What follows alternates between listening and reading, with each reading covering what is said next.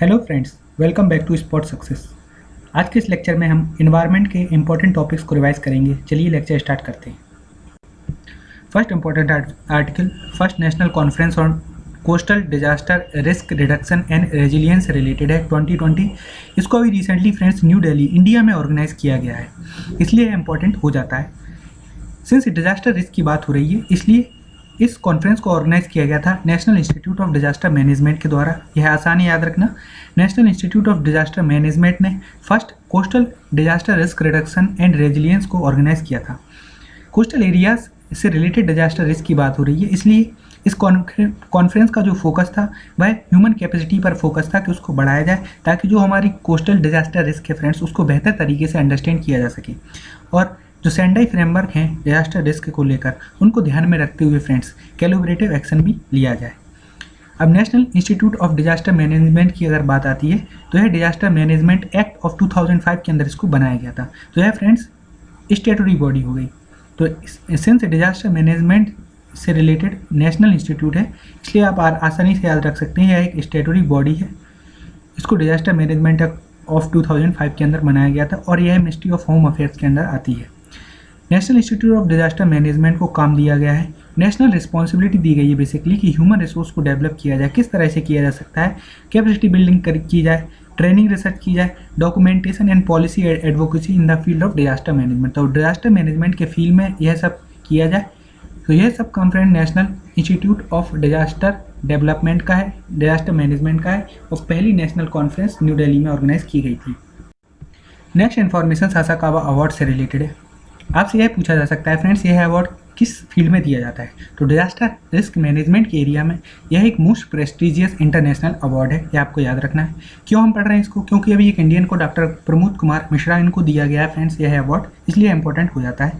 जो 6th session organise किया गया था Global Platform for Disaster risk Reduction Geneva में, उस प्लेटफॉर्म में यह अवार्ड दिया गया है by United Nation Office for Disaster risk Reduction. तो डिजास्टर रिस्क रिडक्शन के लिए जो यूएन की सबसे बड़ी बॉडी है United Nation Office for Disaster risk Reduction, उसने फ्रेंड्स यह अवार्ड को दिया है। जो Global Platform for Disaster risk Reduction है, डिजास्टर रिस्क रिडक्शन के लिए जो ग्लोबल प्लेटफॉर्म है बेसिकली वह हर 2 साल में ऑर्गेनाइज किया जाता है फ्रेंड्स। हर 2 साल में जो मल्टी स्टेक होल्डर हैं इस प्लेटफॉर्म के अंदर, वह मीटिंग ऑर्गेनाइज करते हैं, और यह जो प्लेटफॉर्म है वो यूनाइटेड नेशन जनरल असेंबली के द्वारा ऑर्गेनाइज किया जाता है। तो इस फ्रेंड्स जो प्लेटफॉर्म है बेसिकली जो रिव्यू है, प्रोग्रेस है regarding the disaster risk reduction management strategy, या जो डेवलपमेंट हुए हैं उनको डिस्कस किया जाता है, वो बेस्ट प्रैक्टिसेस को शेयर किया जाता है। ये इंपॉर्टेंट इन्फॉर्मेशन आपको पता होनी चाहिए फ्रेंड्स डिजास्टर रिस्क रिडक्शन से रिलेटेड, वह है सेंडाई फ्रेमवर्क। तो एक फ्रेमवर्क को फ्रेंड्स बनाया गया है, अडॉप्ट किया गया है पूरे वर्ल्ड के द्वारा, Sendai framework for Disaster risk reduction. इसकी टाइमलाइन है 2015 से लेकर 2030। तो 2015 से लेकर तो 2013 तक जो फ्रेंड्स फ्रेमवर्क के अंदर गाइडलाइंस इशू की गई हैं, उन गाइडलाइंस को अडॉप्ट किया जाता है ओवरवाइड। इसलिए आपको यह याद रखना है Sendai framework for Disaster risk reduction की जो टाइमलाइन है वो 2015 से लेकर 2030। यह जो फ्रेमवर्क्स थे उनको फ्रेंड्स बेसिकली एंडोर्स किया गया था यूनाइटेड नेशन जनरल असेंबली के द्वारा। जो 3rd मीटिंग ऑर्गेनाइज की गई थी 2015 में of the United nation conference on disaster risk Reduction. तो यूनाइटेड नेशन वर्ल्ड कॉन्फ्रेंस थी जो डिजास्टर रिस्क रिडक्शन की, उसकी जो 3rd कॉन्फ्रेंस थी फ्रेंड, वहाँ पर सेंडाई फ्रेमवर्क को अडॉप्ट किया गया था। यह 2015 में अडॉप्ट किए गए थे। इस फ्रेमवर्क के अनुसार फ्रेंड्स यह रिकॉग्नाइज किया गया है कि जो स्टेट है उसकी प्राइमरी रिस्पॉन्सिबिलिटी बनती है डिजास्टर रिस्क को रिड्यूस किया जाए। लेकिन फ्रेंड्स पार्टनरशिप ज़रूरी है किसी भी डिजास्टर को मिटिगेट करने के लिए, इसलिए स्टेट की यह भी रिस्पॉन्सिबिलिटी बनती है कि जो उसकी जिम्मेदारी है वो लोकल गवर्नमेंट, प्राइवेट सेक्टर और अदर स्टेक होल्डर से अपनी जिम्मेदारी को शेयर करें।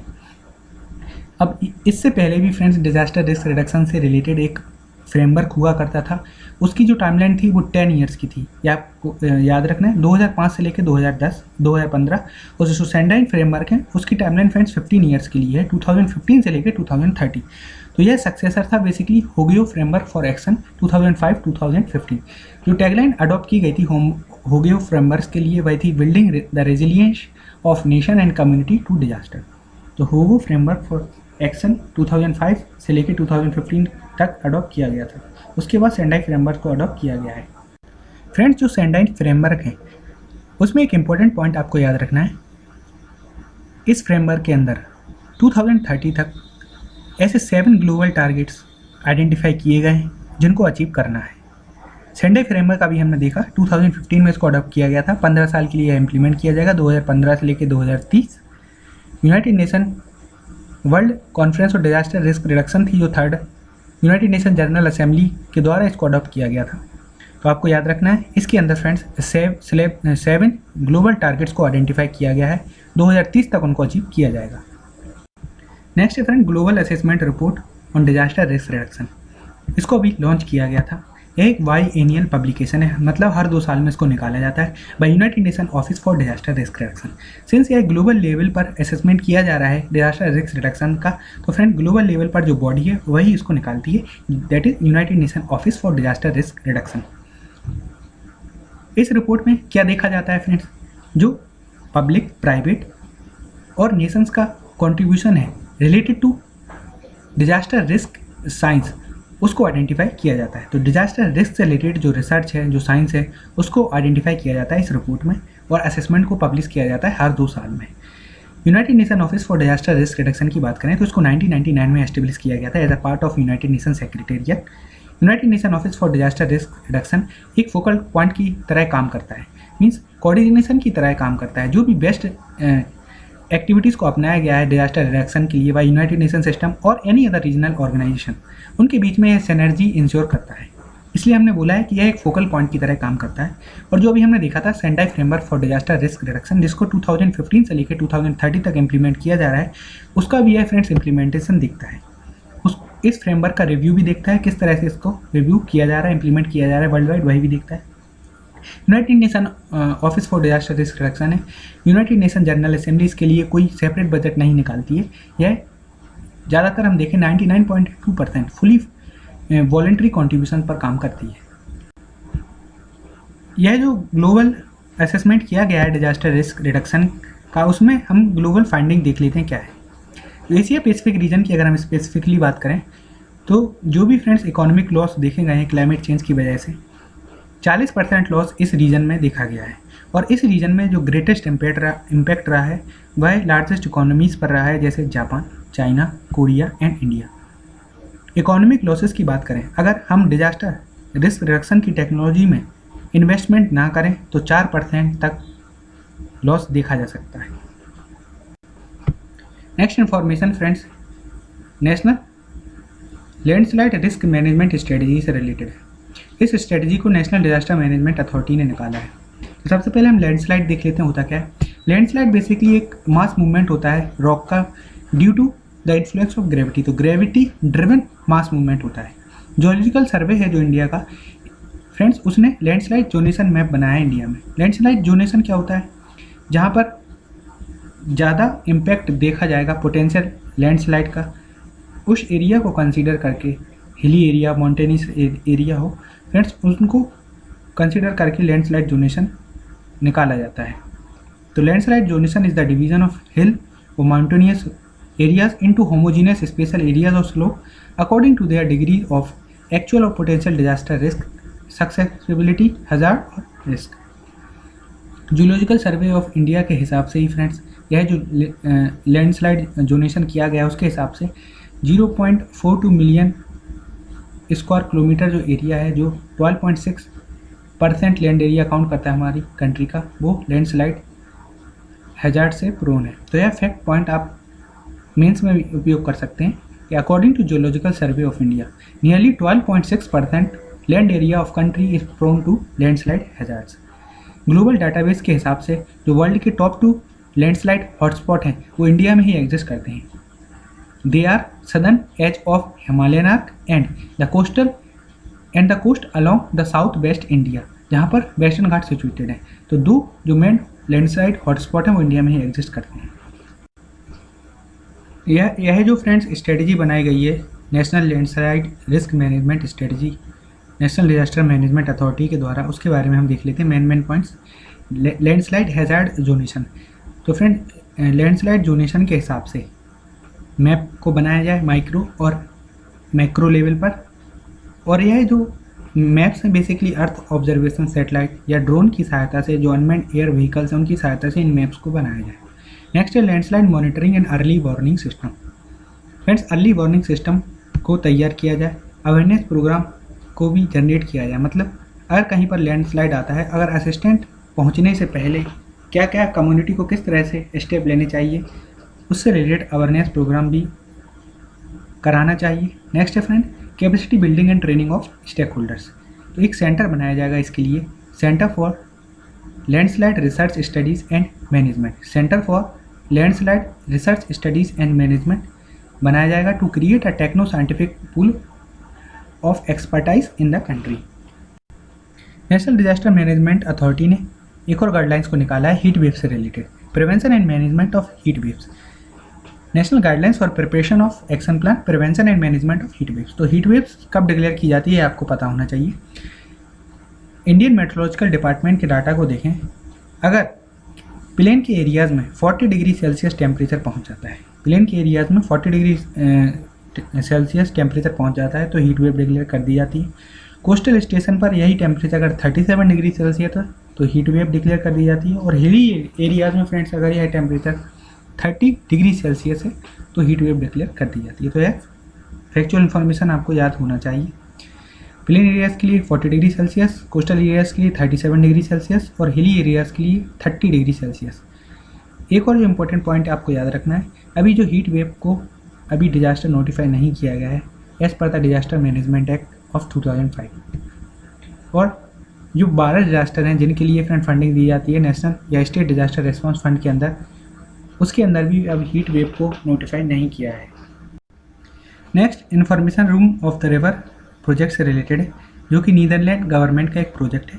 अभी इसी प्रोजेक्ट को फ्रेंड्स केरल के कुटनाड में रेप्लिकेट किया जाएगा। कुटनाड की अगर हम बात करें तो यह फ्रेंड ज़्यादातर सबमर्ज रहता है, केरला फ्लड्स जब भी आते हैं। तो रूम ऑफ द रिवर है क्या? फ्लड्स की वजह से फ्रेंड जो प्रॉब्लम्स होती हैं केरल के रीजन में, उनको ट्रीट करने के लिए, उनको मिटिगेट करने के लिए room of the river project implement किया जा रहा है। Room of the river project Netherland government का प्रोजेक्ट है।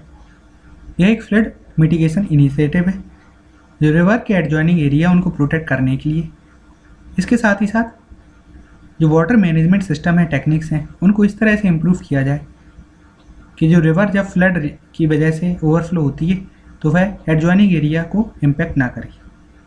कुटनाड रीजन केरल में सिचुएटेड है, तो यहाँ पर फ्रेंड्स सबसे ज़्यादा राइस होता है, वेस्ट कोस्ट पर सिचुएटेड है, इसलिए इसको केरल का राइस बाउल भी बोला जाता है।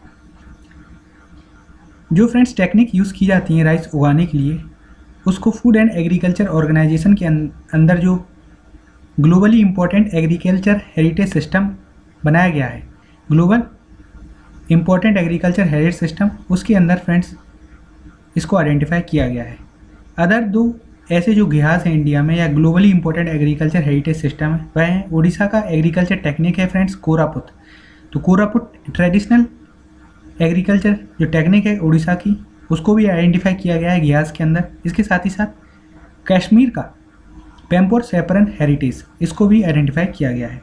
तो friends 3 Food and Agriculture Organisation के अंदर ऐसे हेरिटेज सिस्टम टेक्निक है, उनको आइडेंटिफाई किया गया है। घियास के अंदर 3 है, एक है कुटनाड में जो एग्रीकल्चर सिस्टम है वो, उड़ीसा का कोरापुट ट्रेडिशनल एग्रीकल्चर सिस्टम, इसके साथ ही साथ कश्मीर में जो पेम्पोर सेफरन हेरिटेज सिस्टम है वह। नीदरलैंड की लोकेशन देख लीजिए, रेड कलर से लेफ्ट मैप में आप देख सकते हैं नीदरलैंड की लोकेशन। यूनाइटेड किंगडम और फ्रांस के बीच में फ्रेंड्स इंग्लिश चैनल है, राइट मैप में शो किया गया है। फ्रेंच और स्पेन के बीच में क्या है friends, way of whisky. Spain और मोरक्को के बीच में straight of Gibraltar. English channel separate करता है फ्रांस और यूनाइटेड किंगडम को। नॉर्थ सी आप देख ही सकते हैं, नॉर्थ एनक्लोजर यूरोपियन डैम बनाया जा रहा है अभी नॉर्थ सी के पास, इसलिए यह न्यूज़ में भी था। तो नॉर्थ सी की लोकेशन आप देख लीजिए। वॉल्टिक सी है, इसलिए Sweden, Finland, Estonia, Latvia, Lithuania, इनको वॉल्टिक कंट्रीज़ के नाम से जाना जाता है। नॉर्वे भी की लोकेशन आप देख सकते हैं। इसके साथ ही साथ मेडिटेरियन सी से कौन कौन सी middle east country border touch करती हैं, उसकी ट्रैक है फ्रेंड्स सिलेट, SLIT, Syria, Lebanon, Israel and Turkey. तो मिडिल ईस्ट कंट्री की अगर लोकेशन आपको याद रखना है, क्योंकि हर बार क्वेश्चन आ जाता है, तो सिलेट से आप याद रख सकते हैं। जॉर्डन बॉर्डर टच नहीं करता है। इजराइल और जॉर्डन के बीच में फ्रेंड्स 2 सी पड़ते हैं। डेड सी तो आपने सुना होगा, जो कि डीपेस्ट पॉइंट है एशिया के, अगर हम बात करें लोएस्ट पॉइंट है बेसिकली।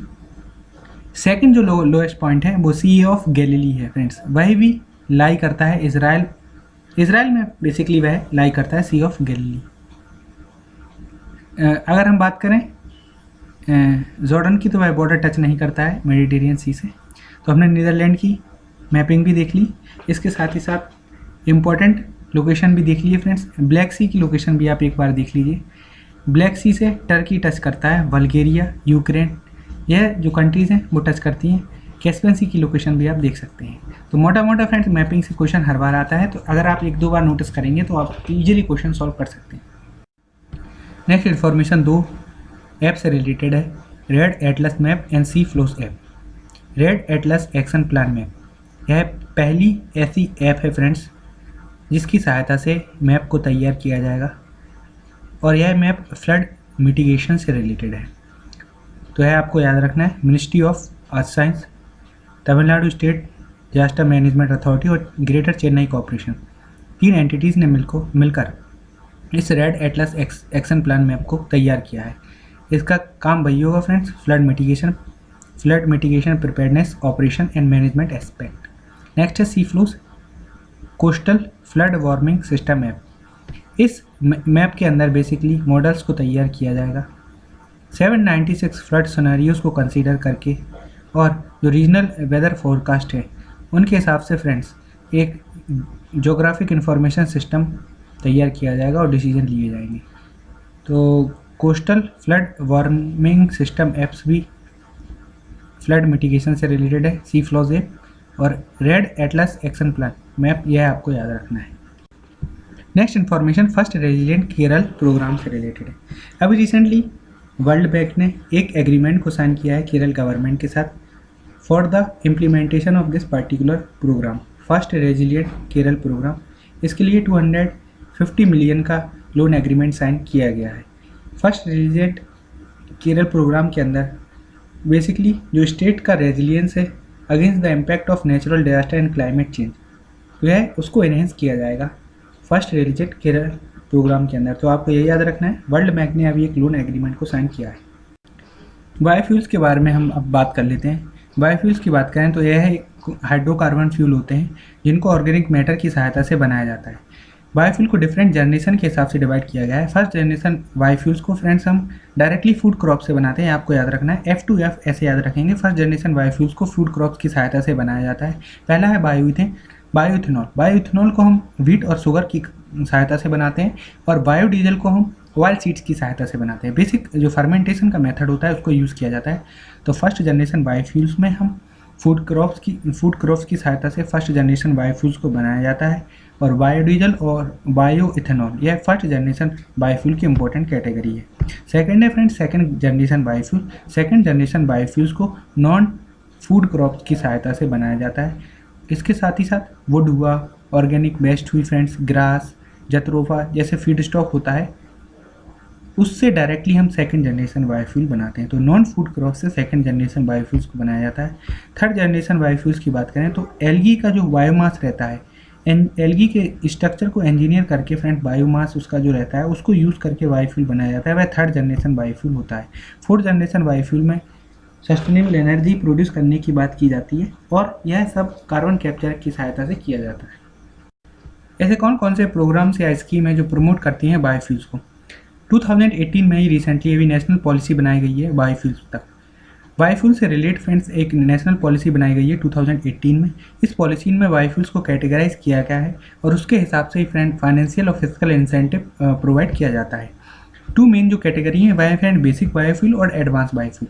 बेसिक बायोफ्यूल में फर्स्ट जनरेशन के बायोफ्यूल को इंक्लूड किया गया है, जो है बायोइथेनॉल एंड बायोडीजल। बायोइथेनॉल को हमने देखा था फूड क्रॉप्स की सहायता से बनाया जाता है फर्स्ट जनरेशन बायोफ्यूल्स को, व्हीट और शुगर की सहायता से, और ऑयल सीड्स की सहायता से हम बायोडीजल बनाते हैं। फर्मेंटेशन की सहायता से बेसिक बायोफ्यूल्स को बनाया जाता है। नेक्स्ट है friend advance biofuels. Advance biofuel में सेकंड जनरेशन बायोफ्यूल और थर्ड जनरेशन बायोफ्यूल्स दोनों को इंक्लूड किया गया है। एडवांस बायोफ्यूल जो सेकंड जनरेशन बायोफ्यूल है वह इथेनॉल है और ड्रॉप इन फ्यूल्स हैं। Drop in fuels basically lipids की सहायता से बनाए जाते हैं, आपको याद रखना है। Drop in fuels second generation biofuels हैं, इनको नॉन फूड क्रॉप से बनाया जाता है। थर्ड जनरेशन बायोफ्यूल्स को भी एडवांस बायोफ्यूल की कैटेगरी में रखा गया है। बायोफ्यूल्स और फ्रेंड्स बायो सीएनजी जो कि एल्गी की सहायता से बनाए जाते हैं। तो आपको याद रखना है नेशनल पॉलिसी ऑन बायोफ्यूल्स जिसको 2018 में बनाया गया था, उसके हिसाब से दो बायोफ्यूल्स की कैटेगरी है, बेसिक बायोफ्यूल्स और एडवांस बायोफ्यूल्स। बेसिक बायोफ्यूल में फर्स्ट जनरेशन ऑफ बायोफ्यूल आते हैं और एडवांस बायोफ्यूल में first second generation and third generation biofuel आते हैं। इसके साथ ही साथ एक रिलेटेड बहुत इंपॉर्टेंट न्यूज़ है, ethanol blending petrol programme. Ethanol blending petrol programme, इसकी टाइम आपको याद रखना है, इसको 2003 में लॉन्च किया गया था। इथेनॉल ब्लेंडेड पेट्रोल प्रोग्राम को 2003 में लॉन्च किया गया था। नाम से ही आप समझ सकते हैं फ्रेंड्स, इथेनॉल को ब्लेंड किया जाता है पेट्रोल के साथ ताकि जो एमिशंस होते हैं पेट्रोल से उसको रिड्यूस किया जा सके और हम एनवायरमेंटल कंसर्न्स को एड्रेस कर सकें।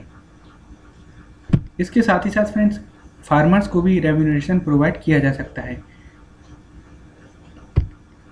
इथेनॉल ब्लेंडिंग प्रोग्राम को 2003 में लॉन्च किया गया था। अभी करेंटली है 21 स्टेट में इम्प्लीमेंटेड है और 4 यूनियन टेरिटरीज में। हमारे कंट्री में 28 स्टेट हैं अभी फ्रेंड्स और 8 यूनियन टेरिटरीज हो चुकी हैं after Ladakh and Jammu Kashmir union territory. तो इथेनॉल ब्लेंडिंग प्रोग्राम को 21 स्टेट और 4 यूनियन टेरिटरीज में लॉन्च किया गया है। इस प्रोग्राम के अंदर जो ऑयल मार्केटिंग कंपनी है वो 10% ऑफ इथेनॉल को ब्लेंड कर देती हैं पेट्रोल में। तो इथेनॉल ब्लेंडिंग प्रोग्राम को 2003 में लॉन्च किया गया था। नेक्स्ट इन्फॉर्मेशन एक स्कीम से रिलेटेड है, प्रधानमंत्री जीवन योजना। प्रधानमंत्री जीवन योजना जैव ईंधन वातावरण अनुकूल फसल अवशेष निवारण। प्रधानमंत्री जीवन योजना को ministry of Petroleum and Natural gas के अंदर इम्प्लीमेंट किया जा रहा है। Ministry of Petroleum and Natural gas के अंदर एक टेक्निकल बॉडी है centre for high technology. Centre for high technology implementing body है प्रधानमंत्री जीवन योजना की। इस स्कीम का एम क्या है फ्रेंड्स, फाइनेंशियल सपोर्ट दिया जाए, फाइनेंशियल सपोर्ट दिया जाए बायोइथेनॉल प्रोजेक्ट्स को। तो बायोइथेनॉल प्रोजेक्ट को फाइनेंशियल सपोर्ट दिया जाएगा। ऐसे प्रोजेक्ट जो फ्रेंड्स लिग्नोसेलुलोसिक बायोमास को यूज़ करते हैं या अदर रिन्यूएबल फीड स्टॉक। तो बेसिकली जो बायोफ्यूल्स हैं या रॉ मटेरियल्स हैं उनका यूज़ किया जाता है, ऑर्गेनिक मैटर्स का यूज़ किया जाता है बायोइथेनॉल प्रोजेक्ट में। उन्हीं को फंड करने के लिए यह स्कीम को लॉन्च किया गया है, Pradhan Mantri Jivan Yojana, under ministry of Petroleum and Natural Gas. Next information Director General of Civil Aviation की ड्राफ्ट गाइडलाइन से रिलेटेड है। जो कोर्सिया रेजोल्यूशन है उसको इम्प्लीमेंट करने के लिए एरोप्लेन ऑपरेटर्स के लिए गाइडलाइंस इशू की गई हैं Director General for Civil Aviation के द्वारा। कोर्सिया क्या है friends, carbon offsetting and reduction scheme for international aviation. Carbon offsetting and reduction scheme for international aviation, तो आप नाम से ही समझ गए होंगे। यह एक इंटरनेशनल सिविल ऑर्गेनाइजेशन रिजोल्यूशन है। जो भी फ्रेंड्स इंटरनेशनल एविएशन के द्वारा कार्बन डाइऑक्साइड का एमिशन होता है उसको एड्रेस करने के लिए इस रेजोल्यूशन को अडॉप्ट किया गया है, स्कीम को अडॉप्ट किया गया है। कोर्सिया carbon offsetting and reduction scheme for international aviation. Timeline क्या है, 2021 से लेकर 2035 तक इस स्कीम को इम्प्लीमेंट किया जाएगा। 2021 से लेकर 2035 तक कोर्सिया को इम्प्लीमेंट किया जाएगा, carbon offsetting and reduction scheme for international aviation. कोर्सिया के अंदर फ्रेंड्स सभी सिविल इंटरनेशनल ऑपरेशन को कवर किया गया है, लेकिन जो फायर फाइटिंग फ्लाइट्स है, मेडिकल असिस्टेंट के लिए जो फ्लाइट्स होती हैं या ह्यूमैनिटेरियन डिजास्टर रिलीफ ऑपरेशंस के लिए फ़्लाइट होती हैं, उनसे जो कार्बन एमिशन होता है उनको एग्जाम्पशन दिया गया है। तो all civilian international operation cover की गई हैं कोर्सिया के अंदर। कोर्सिया इंटरनेशनल सिविल ऑर्गेनाइजेशन के अंदर एक स्कीम है जो कार्बन डाइऑक्साइड एमिशंस होता है फ्रॉम इंटरनेशनल एविएशन, उसको एड्रेस करने की बात की गई है। Carbon offsetting and reduction scheme for international aviation, जो टाइम पीरियड है वो 2021 से लेकर 2035 है। Next information friend biojet fuel से रिलेटेड है। अभी DRDO ने एक रशियन ओरिजिन जो ट्रांसपोर्ट प्लेन है AN-32 उसको मंजूरी दे दी है और एविएशन टर्बाइन फ्यूल और जतरोफा ऑयल के कॉम्बिनेशन से जो बायो फ्यूल बनाया जाएगा उसकी सहायता से इसको उड़ाया गया है। 10% biojet blended aviation turbine fuel made from jatropha oil. Jatropha oil की अगर हम बात करें तो सेकंड जनरेशन बायोफ्यूल है सेकेंड जनरेशन बायोफ्यूल को नॉन फूड क्रॉप्स की सहायता से बनाया जाता है। जो फर्स्ट AN-32 है इसको फ्रेंड दिसंबर में टेस्ट किया गया था और यह बायो जेट फ्यूल की सहायता से इसको उड़ाया गया था। बायो जेट फ्यूल किससे बनाया जाता है? एविएशन टरबाइन फ्यूल और जतरोफा ऑयल से। नेक्स्ट इन्फॉर्मेशन, इंडिया की फर्स्ट बायोफ्यूल पावर्ड फ्लाइट है। इसको सक्सेसफुली टेस्ट किया गया था अगस्त में between Dehradun to Delhi. India की बात करें तो फर्स्ट डेवलपिंग नेशन बन गया है to experiment such type of thing. Develop countries में Canada, Australia, US already friends यह टेस्ट कंडक्ट कर चुकी हैं, तो इंडिया फर्स्ट डेवलपिंग कंट्री बन चुका है। जतरोपा के बारे में बात करें तो यह फ्रेंड्स एक प्लांट है लैटिन अमेरिकन ओरिजिन का। अब यह बायोडिस्प्रेड है इनसे arid and semi arid areas में पूरे वर्ल्ड में। तो एरिड एंड सेमी एरिया जो ट्रॉपिकल रीजन है वर्ल्ड का, उसमें बेसिकली जतरोपा पाया जाता है। यह एक ड्रॉट रेजिस्टेंट प्लांट है और 75 ईयर्स तक यह रह सकता है। 35% जो नॉन एडिबल ऑयल है वो जतरोपा सीड्स में प्रेजेंट रहता है। इसको फ्रेंड डायरेक्टली डीजल इंजन में भी यूज़ किया जा सकता है जतरोपा ऑयल को, और लाइव स्टॉक के फीड में भी इसको यूज़ किया जा सकता है। इसके साथ ही साथ इंसेक्टिसाइड्स और फंगीसाइड के लिए भी इसको यूज़ किया जा सकता है। तो जतरोपा की अगर हम बात करें तो यह एरिड और सेमी एरिड ट्रॉपिकल रीजन्स में पाया जाता है। Next information, international energy agency के द्वारा अभी एक रिपोर्ट को निकाला गया है, वर्ल्ड एनर्जी आउटलुक रिपोर्ट। तो वर्ल्ड एनर्जी आउटलुक, तो एनर्जी आउटलुक से रिलेटेड जो रिपोर्ट है वो इंटरनेशनल एनर्जी एजेंसी निकालती है। यह एनुअल पब्लिकेशन है। इसमें फ्रेंड्स वर्ल्ड में जो एनर्जी का डिमांड और सप्लाई है उसका क्या इम्पैक्ट है वह भी उसका फ्रेंड्स क्रिटिकल एनालिसिस किया जाता है। पहली रिपोर्ट 1977 में निकाली गई थी और उसके बाद एनुअल पब्लिकेशन निकाला जा रहा है 1998 से। इंटरनेशनल एनर्जी एजेंसी की बात करें तो यह एक ऑटोनोमस इंटर गवर्नमेंटल ऑर्गेनाइजेशन है। इंटरनेशनल एनर्जी एजेंसी एक ऑटोनोमस इंटर गवर्नमेंटल ऑर्गेनाइजेशन है जो कि OECD के फ्रेमवर्क के अंदर काम करती है, Organisation for Economic Cooperation and Development. इसको फ्रेंड्स 1974 में बनाया गया है। 1973 के बाद जो ऑयल क्राइसिस आए थे, इसी की वजह से इंटरनेशनल एनर्जी एजेंसी को बनाया गया था ताकि वह फ्रेंड्स जो ऑयल सप्लाई से रिलेटेड डिसरप्शंस होते हैं वह कलेक्टिवली हेल्प कर सके कंट्रीज़ को to respond to such disruption. इसका हेडक्वार्टर पेरिस में है और OECD की जो कंट्रीज़ हैं वह फ्रेंड्स IEA के मेंबर बन सकते हैं। तो ऐसा जरूरी नहीं है कि सभी OECD की कंट्रीज इसके मेंबर हो बेसिकली, लेकिन OECD की कंट्रीज़ ही इसके मेंबर बन सकते हैं। मैम भी जो इंटरनेशनल एनर्जी एजेंसी की बात करें तो इसमें 30 मेंबर कंट्रीज़ हैं और 10 एसोसिएट मेंबर्स हैं। इंडिया एसोसिएट मेंबर 2017 में बन गया था। इसके साथ ही साथ चाइना और रसिया की बात करें तो वह भी फ्रेंड्स एसोसिएट मेंबर ही हैं। तो इंडिया, चाइना, रसिया और ब्राज़ील भी इसका नॉन मेंबर कंट्रीज़ में आता है, एसोसिएट मेंबर कंट्रीज़ में आता है। इंटरनेशनल एनर्जी एजेंसी 3 E's पर काम करता है, energy security, economic development and environmental protection.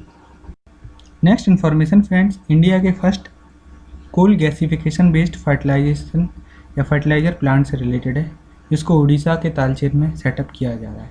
यह इंडिया का पहला ऐसा फर्टिलाइज़र प्लांट होगा जिसमें कोल गैसिफिकेशन की टेक्निक को यूज़ किया जाएगा। कोल गैसिफिकेशन की टेक्निक को यूज़ करके फिर फर्टिलाइजर्स बनाए जाएंगे। तो ये इंडिया का जो पहला प्लांट है वो उड़ीसा के तालचेर में एस्टेब्लिश किया जा रहा है। कोल गैसिफिकेशन है क्या फ्रेंड्स? इसमें कोल को डायरेक्टली कन्वर्ट किया जाता है गैस में, सिंथेसिस गैस में, जिसको हम सिन गैस भी बोलते हैं। यह क्लीन कोल टेक्नोलॉजी के अंदर आता है, क्योंकि सिन गैस की अगर हम बात करें तो यह एक मिक्सचर होता है हाइड्रोजन का, कार्बन मोनोऑक्साइड का और कार्बन डाइऑक्साइड का। इसका वाइड रेंज ऑफ एप्लीकेशंस भी होता है। जैसे जो बाई प्रोडक्ट प्रोड्यूस होते हैं कोल गैसिफिकेशन में, मतलब सिन गैस को बनाने में जो बाई प्रोडक्ट यूज़ होते हैं वह हैं coke, coal tar, sulphur, ammonia and fly ash. इन सभी का फ्रेंड्स अलग अलग इम्प्लीमेंटेशन होता है। अमोनिया और कार्बन डाइऑक्साइड को मिलाकर यूरिया बनाया जाता है। तो सिन गैस क्या होता है friend? It is a mixture of hydrogen, carbon monoxide and carbon dioxide. Syn gas को अदर वेराइटी एप्लीकेशंस के लिए भी यूज़ किया जा सकता है, जैसे production of electricity, fuel for internal combustible engine, making plastic, cement etcetera. तो कोल गैसिफिकेशन की टेक्निक को यूज़ करके पहली बार फर्टिलाइज़र प्लांट बनाया गया है, वो भी सेटअप किया जा रहा है उड़ीसा के तालचेर में। कोल गैसिफिकेशन में सिनगैस को बनाया जाता है। सिनगैस हाइड्रोजन, कार्बन डाइऑक्साइड और कार्बन मोनोऑक्साइड के मिक्सचर को बोला जाता है। कार्बन डाइऑक्साइड और अमोनिया से मिलाकर फ्रेंड्स यूरिया बनाया जाता है, जो कि एक बाय प्रोडक्ट है सिनगैस का। उड़ीसा की लोकेशन आप देख सकते हैं फ्रेंड्स, इसकी हाईएस्ट पीक है महेंद्रगिरी हिल। अरावली रेंज की लोकेशन आप देख सकते हैं, मेजॉरिटी पोर्शन यह राजस्थान में लाई करते हैं। विंध्याचल रेंज मध्य प्रदेश में पूरा लाई करता है। सतपुरा रेंज सेपरेट करता है नर्मदा और तापी रिवर को, यह आपको याद रखना है। नॉर्थ ईस्ट में अगर हम जाएँ तो पटकाई बम अरुणाचल प्रदेश का पार्ट है और असम में भी लाई करती है पटकाई बम। नागा हिल्स देख सकते हैं, नागालैंड की बात पार्ट है फ्रेंड्स। मेघालय प्लेटू में गारो खासी जंतिया हिल्स लाई करती हैं। सुंदरवन डेल्टा की लोकेशन आप देख सकते हैं, इसके बारे में आगे जानेंगे सुंदरवन डेल्टा के बारे में। नंगा पर्वत फ्रेंड्स इंडिया में ही लोकेटेड है। कंचनजंगा सिक्किम में है। नंदा देवी की लोकेशन आप देख सकते हैं, उत्तराखंड में लोकेटेड है। साउथ में अगर हम जाए तो नीलगिरी हिल्स, यह बॉर्डर पर लाई करती हैं कर्नाटक, केरल और तमिलनाडु में। इसकी हाईएस्ट हिल है वो है डोड़ा बेटा, उसके साथ में कार्डमम हिल्स है। सिंस हमने कोल गैसिफिकेशन की बात की है, तो अब हम क्लीन कोल टेक्नोलॉजीज को देख लेते हैं। क्लीन कोल टेक्नोलॉजी में बेसिकली जो कोल होता है उसको यूज़ करने से पहले प्यूरिफाई किया जाता है, ताकि जो एमिशंस होते हैं उसकी वजह से जो इन्वायरमेंटल इफेक्ट होते हैं उनको रोका जा सके। तो क्लीन कोल टेक्नोलॉजीज कुछ हम देख लेते हैं। पहला है कोल washing.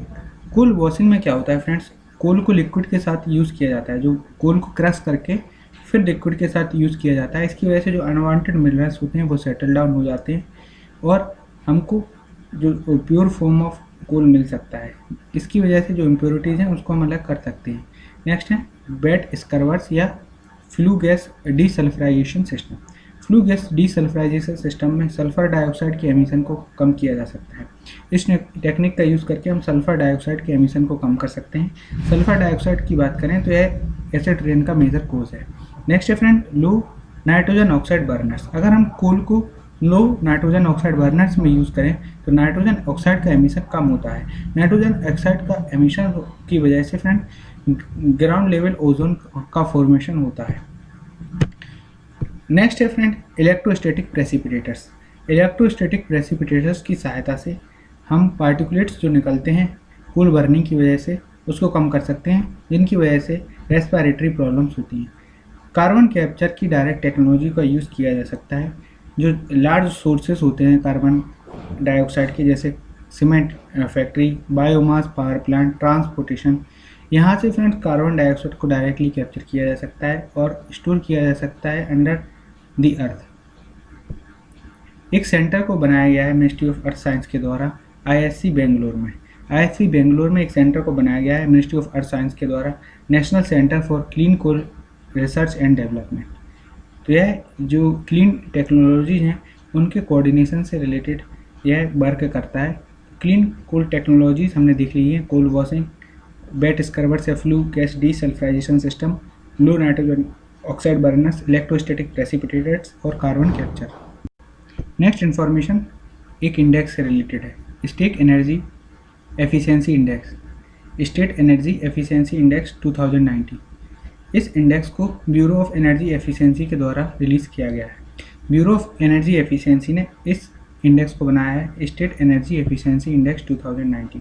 Bureau of energy efficiency के बारे में हम देख लेते हैं, फिर इंडेक्स से रिलेटेड इन्फॉर्मेशन देख लेंगे।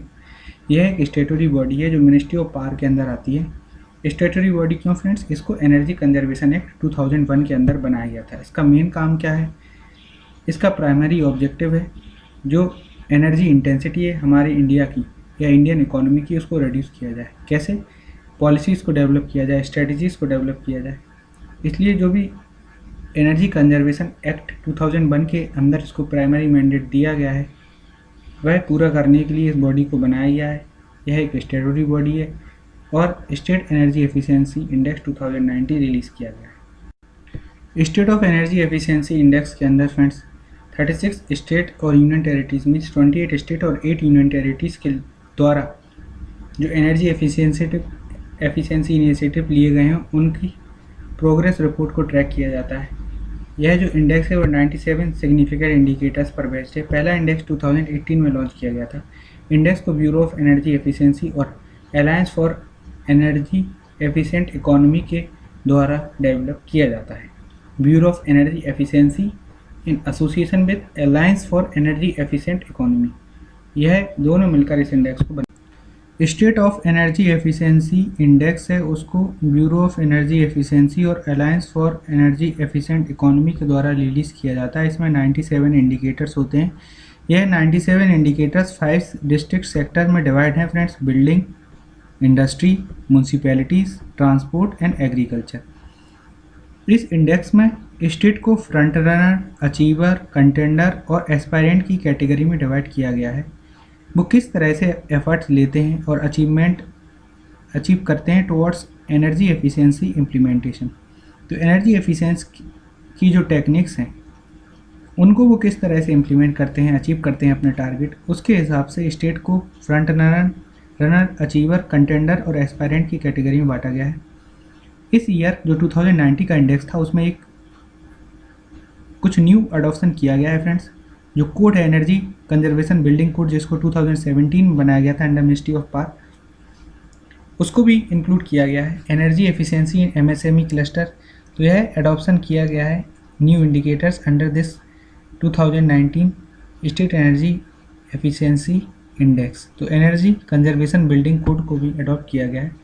फ्रंट रनर स्टेट कोई नहीं है फ्रेंड, फ्रंट रनर स्टेट कोई नहीं है। टॉप परफॉर्मिंग स्टेट वो अचीवर कैटेगरी में है, वो है हरियाणा, कर्नाटक और केरल। तो हरियाणा, कर्नाटक और केरल अचीवर कैटेगरी में है। 6 स्टेट ने अपने एनर्जी कंजर्वेशन बिल्डिंग कोड को अमेंड किया है, जो कि 2017 में बनाया गया था। इस कोड को उन्होंने अपनी रीजनल और लोकल कंडीशन के हिसाब से इसको अमेंड किया है। 4 ऐसे स्टेट हैं जिन्होंने एनर्जी कंजर्वेशन बिल्डिंग कोड के अंदर जो गाइडलाइंस हैं बिल्डिंग को बनाने के लिए, उनको म्यूनसिपल बिल्डिंग बायलॉज के अंदर इनकॉर्पोरेट किया है। तो एनर्जी एफिशिएंसी इंडेक्स के अंदर 97 इंडिकेटर्स आते हैं। 97 इंडिकेटर्स के अंदर फ्रेंड्स 5 डिस्टिंक्ट सेक्टर के अंदर इसको डिवाइड किया गया है। स्टेट की बात करें तो फ्रंट रनर, अचीवर, कंटेंडर और एस्पायरेंट की कैटेगरी में इनको डिवाइड किया गया है। एनर्जी कंजर्वेशन बिल्डिंग कोड 2017 को इंक्लूड किया गया है। फ्रंट रनर स्टेट कोई नहीं है। वेयर एज अचीवर स्टेट की बात करें तो हरियाणा, कर्नाटक और केरला टॉप कैटेगरी में आते हैं। एनर्जी कंजर्वेशन बिल्डिंग कोड के बारे में देख लीजिए। इसको 2017 में बनाया गया था। अभी गवर्नमेंट ने फ्रेंड्स इसको मैंडेटरी बना दिया गया है, मतलब एनर्जी कंजर्वेशन बिल्डिंग कोड को मैंडेटरी बना दिया है कि इस कोड को इम्प्लीमेंट करना पड़ेगा। जो भी मिनिमम एनर्जी रिक्वायरमेंट्स हैं वो फुलफिल अगर की गई हैं इस कोड के अंदर, तभी आपको अप्रूवल मिलेगा कमर्शियल बिल्डिंग्स के लिए। इस कोड को मिनिस्ट्री ऑफ पावर के अंदर ब्यूरो ऑफ एनर्जी एफिशिएंसी ने बनाया था। काम क्या है फ्रेंड्स, पर्पज़ यही है कि बिल्डिंग्स को इस तरह से कंस्ट्रक्ट किया जाए या डिज़ाइन बनाया जाए कि वह एनर्जी एफिशिएंट हो और मिनिमम कंस्ट्रक्शन मटेरियल यूज़ हो। तो कमर्शियल बिल्डिंग को अगर अप्रूवल लेना है तो एनर्जी कंजर्वेशन बिल्डिंग कोड के अंदर जो गाइडलाइंस हैं उनको इम्प्लीमेंट करना ज़रूरी है। यह किन बिल्डिंग्स पर एप्लीकेबल है? ऐसी कमर्शियल बिल्डिंग्स जो मिनिमम 100 किलोवाट के लोड से कनेक्टेड हो या इससे ज़्यादा, तो मिनिमम 100 किलोवाट के लोड से कनेक्टेड हो और वो कमर्शियल पर्पज़ के लिए यूज़ की जा रही हो, तभी यह बिल्डिंग कोड एप्लीकेबल है। इसका मतलब क्या होगा फ्रेंड्स, जो प्राइवेट रेजिडेंशियल पर्पज़ के लिए प्रॉपर्टी बनाई जाती है उन पर यह कोड अब एप्लीकेबल नहीं है। यह इंपॉर्टेंट पॉइंट आपको याद रखना है। यह प्राइवेट रेजिडेंशियल पर्पज़ के लिए जो बनाई जाती हैं बिल्डिंग्स, उन पर यह कोड एप्लीकेबल नहीं है। कमर्शियल पर्पज़ के लिए ऐसी बिल्डिंग जिनका लोड 100 किलोवाट से ज़्यादा है, तब इस कोड को इम्प्लीमेंट किया जाएगा। इसमें 2 additional set of incremental requirements भी बनाए गए हैं, मतलब अगर कोई बिल्डिंग जो प्रपोज्ड रिक्वायरमेंट हैं उनको पूरा कर लेती है, फिर भी फ्रेंड्स एनहेंस्ड लेवल बनाए गए हैं। वह है energy conservation building code plus building और super energy conservation building code. एक और कोड है friends, national building code of India 2016। इस कोड के हिसाब से जो रिक्वायरमेंट्स हैं उनको भी पूरा किया गया है एनर्जी कंजर्वेशन बिल्डिंग कोड के अंदर। National building code for India के अंदर लाइटनिंग लेवल कितनी होनी चाहिए आपकी बिल्डिंग में, हीटिंग, वेंटिलेशन और एयर कंडीशन, यह जो मिनिमम स्टैंडर्ड है national building code for India के अंदर 2016 में जिसको पास किया गया था, उसको भी इसमें एड्रेस किया गया है। तो आपको यही याद रखना है, प्राइवेट रेजिडेंशियल पर्पज़ के लिए जो प्रॉपर्टी बनाई जाती है उसमें यह कोड एप्लीकेबल नहीं है। नेक्स्ट है friend, India cooling action plan और ब्यूरो ऑफ एनर्जी एफिशिएंसी ने अभी एक ड्राफ्ट स्ट्रेटजी प्लान को रिलीज किया है ताकि जो इंडिया की एनर्जी एफिशिएंसी है उसको एक्सीलेट तरीके से इम्प्लीमेंट किया जा सके। इस ड्राफ्ट स्ट्रेटजी प्लान का नाम है उन्नति। इसको 2019 में लॉन्च किया गया है friends. Unlocking national energy efficiency potential, unlocking national energy efficiency potential. India cooling action plan को 20 ईयर्स के लिए इम्प्लीमेंट किया जा रहा है, 2017-18 से लेकर 2037-38 तक। और इसका पहला जो एम है कि जो डिमांड है अक्रॉस वेरियस सेक्टर, एनर्जी की डिमांड है उसको कम किया जाए, कूलिंग डिमांड बाई 20% to 25%, और जो कूलिंग रिक्वायरमेंट है इसी सेम पीरियड में उसको भी 25% से 40% तक कम किया जाए।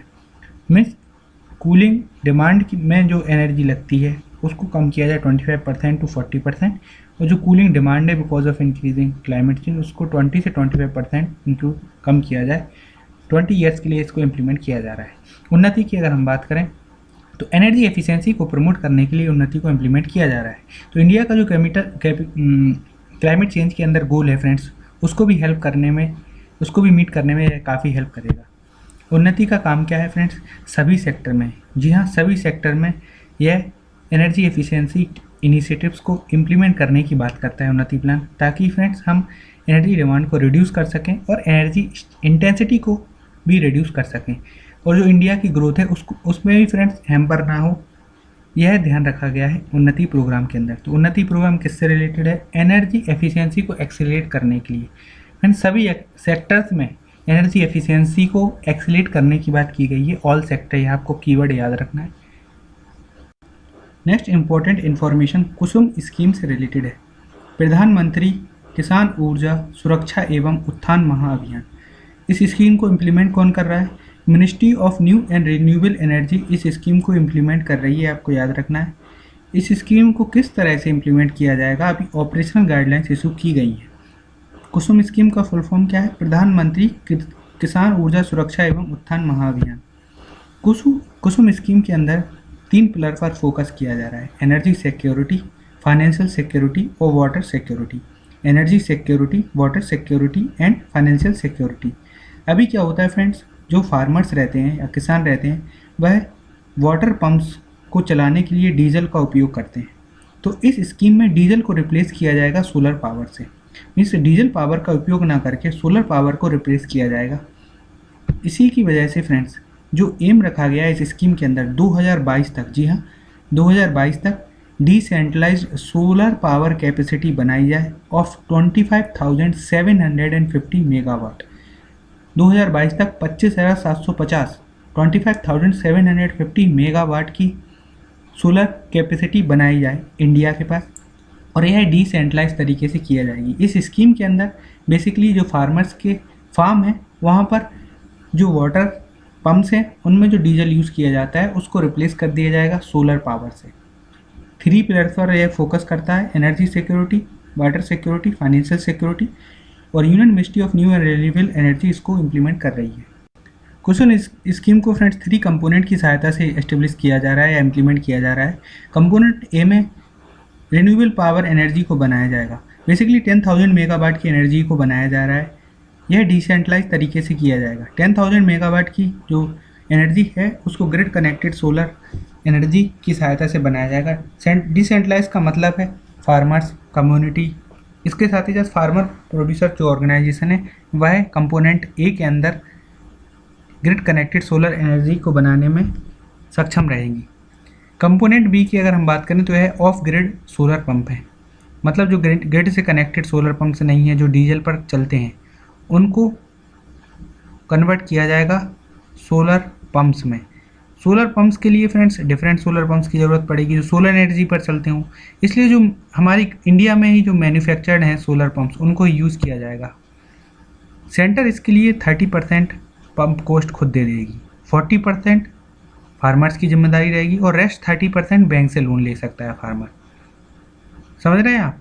इसमें जो सोलर पंप्स को प्रोक्योर किया जाएगा जो सोलर एनर्जी पर चलेंगे कंपोनेंट बी के अंदर, उसमें 30% कॉस्ट सेंट्रल और स्टेट गवर्नमेंट शेयर करने वाली है, 40% फार्मर खुद उठाएगा और 30% बैंक से आप लोन ले सकते हैं। कंपोनेंट सी की बात करें तो इसमें है solarisation of grid connected electric pumps, मतलब जो इलेक्ट्रिसिटी से आपके पंप्स चल रहे हैं उनको सोलराइज किया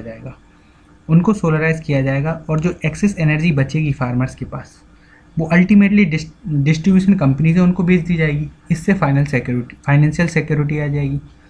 तो बेसिकली 3 कंपोनेंट के अंदर कुसुम स्कीम को इम्प्लीमेंट किया जा रहा है। कंपोनेंट ए के अंदर रिन्यूएबल पावर एनर्जी बनाई जाएगी सोलर एनर्जी की सहायता से।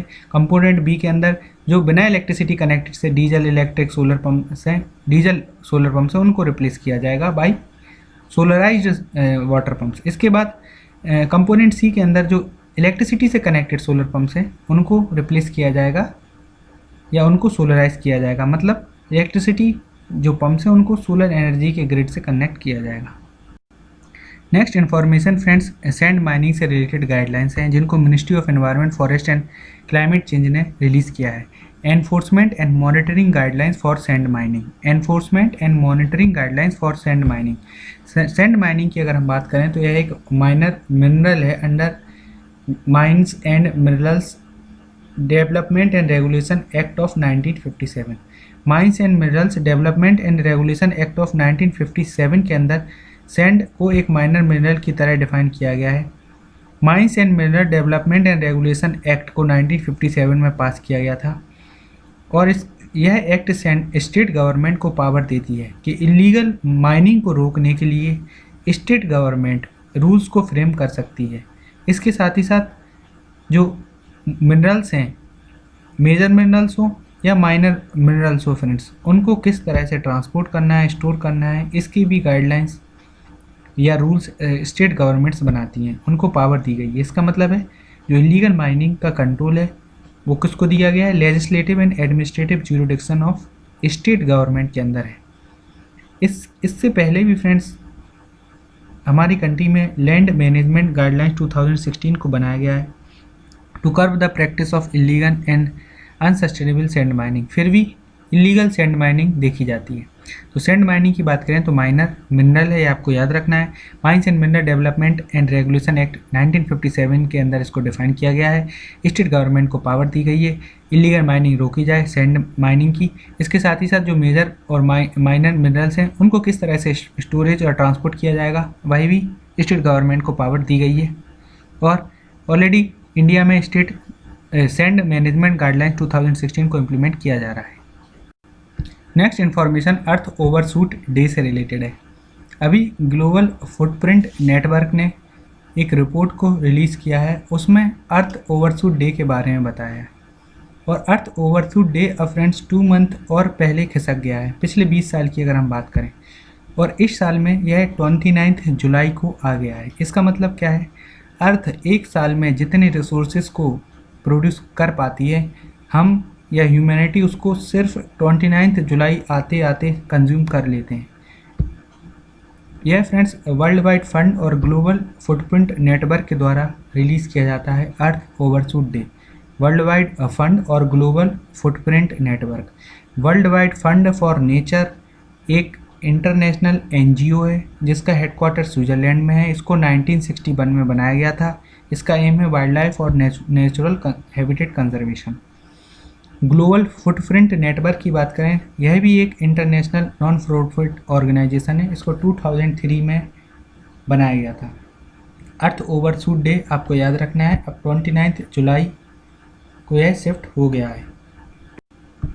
नेक्स्ट इम्पोर्टेंट इन्फॉर्मेशन एक ट्रेनिंग प्रोग्राम से रिलेटेड है, select programme, sustainable livelihood and adaptation to climate change. Sustainable livelihoods and adaptation to climate change, इस प्रोग्राम को लॉन्च किया गया है national institute of rural development and Panchayati Raj. National institute of rural development and Panchayati Raj ने select programme को launch किया है। यह एक ट्रेनिंग प्रोग्राम है, sustainable livelihood and adaptation to climate change.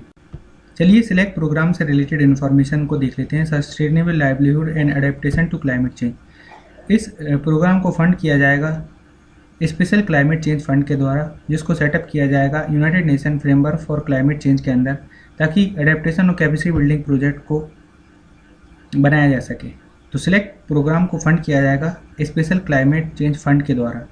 इसको इम्प्लीमेंट किया जाएगा वेरियस सेंट्रली स्पॉन्सर्ड स्कीम के कन्वर्जेंस से, जैसे कि Mahila Kisan Sashaktikaran Pariyojana, MNREGA, and other centrally sponsored scheme की सहायता से sustainable livelihood and adaptation to climate change programme को एस्टेब्लिश किया जा रहा है। ऑब्जेक्टिव क्या है फ्रेंड्स? ऑब्जेक्टिव यह है कि एक काडर को तैयार किया जाए, मीन्स उसमें 200 इंडिविजुअल्स रहेंगे जिनको हम CRP या climate smart community resource person के नाम से जाना जाएगा। तो कम्युनिटी रिसोर्स पर्सन को तैयार किया जाएगा। इनमें फार्मर्स के साथ साथ यंग प्रोफेशनल भी रहेंगे ताकि फ्रेंड्स उनकी लाइवलीहुड को सिक्योर किया जाए और क्लाइमेट प्रूफ प्लानिंग और अडेप्टेशन को अडॉप्ट किया जाए। तो सिलेक्ट प्रोग्राम के अंदर sustainable livelihood and adaptation to climate change के अंदर क्लाइमेट प्रूफ प्लानिंग और अडेप्टेशन की तरफ फोकस किया जाएगा और nearly 200 certified climate smart community resource person को फ्रेंड्स ट्रेनिंग दी जाएगी इस प्रोग्राम के अंदर, इसलिए एक ट्रेनिंग प्रोग्राम है। और इसके साथ ही साथ 100 यंग प्रोफेशनल को भी ट्रेनिंग दी जाएगी विलेजेस में, ताकि ऐसी टेक्निक्स को अडॉप्ट किया जाए जो सस्टेनेबल रहे और क्लाइमेट चेंज के फ्रेंड जो इम्पैक्ट है उसको मिटिगेट किया जा सके।